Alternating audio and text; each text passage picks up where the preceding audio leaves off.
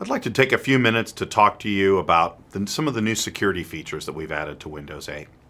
Now, Windows 7 is one of the most secure operating systems on the market today, but security is never a place that we want to stop innovating in. We constantly want to press forward in this area at Microsoft. Let's talk about a scenario to see how Windows 8 can keep us safe. You've been surfing the internet and downloaded a new game that everyone's talking about on your favorite social media site. What you don't know is when you install the game on the next reboot, it modifies the boot process such that malware-based versions of an OS loader starts before Windows. This malware OS loader then loads Windows so you never realize it's on your system and that your system is compromised. Because this malware was running before the OS was loaded, your antivirus and even Windows knows absolutely nothing about it.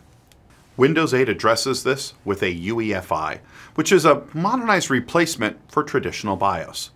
UEFI will check the signature on the OS loader when it starts the machine and compares it to a list of approved signatures that are stored in a protected space within the UEFI chip. Because the malware loader is not signed with an approved signature, the UEFI chip will not allow that malware to load. Because I have UEFI and its secure boot feature on this machine, you can see instead of an infected machine, I get an error screen warning me of the problem and asking me to get assistance to clean it. So we have secure boot ensuring that only valid, signed operating systems get loaded. But what about the critical files for Windows like drivers and system files? To protect those more securely in Windows 8, we've introduced Trusted Boot. Let's take a look at what happens if one of these gets compromised. Even with good anti-malware technology, sometimes things still get through. Let me give you a scenario. We've all gotten those spam mails with random attachments from our quote-unquote friends, but what happens if you run one of those attachments? Let's say you receive an attachment called Get Rich Quick. What could go wrong with clicking that? I'll go ahead and run this file. Now, Windows has a lot of protection that are normally in place to help protect me, but for this demo, I've gone ahead and already disabled them all. I double-click on the file. We can see instead of getting rich, all I got was a richly infected machine. I'll go ahead and reboot Windows.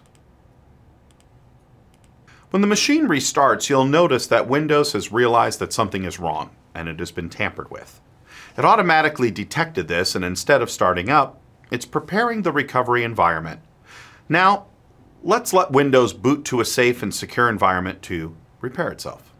After it's booted safely into that recovery environment, now Windows is looking at all of the drivers and critical system files to figure out what has been attacked and builds a list of that.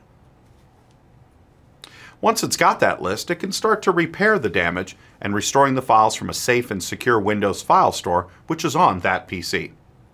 With the machine repaired, Windows restarts one last time and starts like normal.